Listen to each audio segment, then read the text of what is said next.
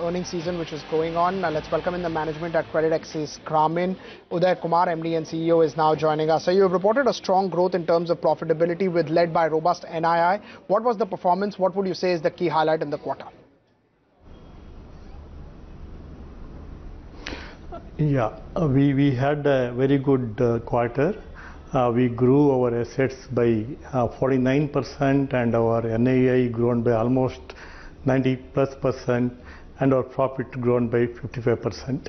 This has come from our branch expansions. During the first 9 months, we opened 43 branches in a lot of districts around our operations. We are currently having 659 branches across 9 states of 156 districts.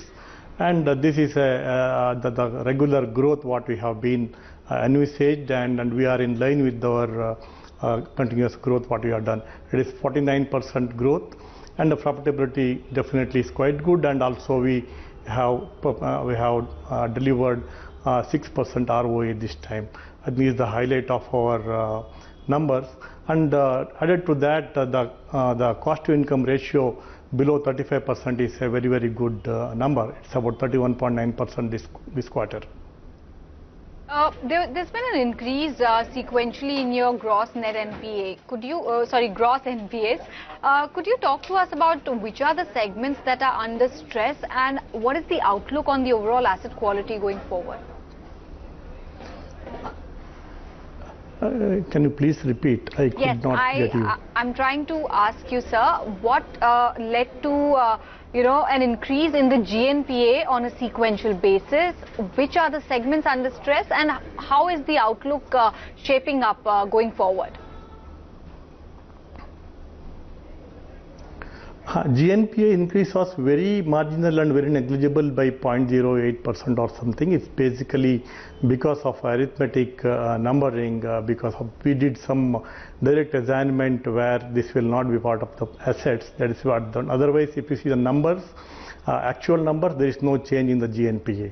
So we don't see any stress in any part of our operations, which is doing very well.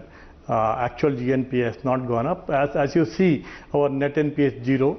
We have provided 1.63% of our portfolio based on ECL methodology and the management estimates, as against only 1.3% of 1.2% of GNPA. We still have a very additional provisioning, and actual GNPA has not gone up. Right. When we look about the asset quality, the way ahead, the liquidity issues that have come in, how would you say the way ahead is for the company, both in terms of growth, in terms of asset quality, considering that there are liability side issues which are coming up for big NBFCs and banks? As you know, we have been continuously diversifying our liabilities. Currently, our dependency on the bank fund or a domestic fund is quite low. We are majorly dependent on the foreign funding and the long-term funding. If you see our ALM, our liabilities are more than 24 months, whereas our assets are less than 15 months. So, which makes very positive ALM mismatch. And plus, if you look at our quarterly balance sheet, we have almost 900 crores cash in hand as of December 31st.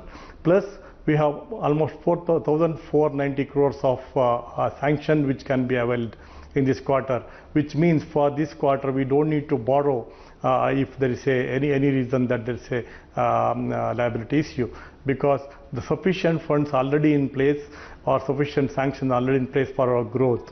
So and together with we see a great opportunity in the area where we operate, particularly CreditAccess Grameen looks at rural as an opportunity, which is 80% of our operations are particularly in a rural, where unserved market are not many competitors as well, and the potential is quite huge. That is why we don't see any challenge to grow based on our estimations.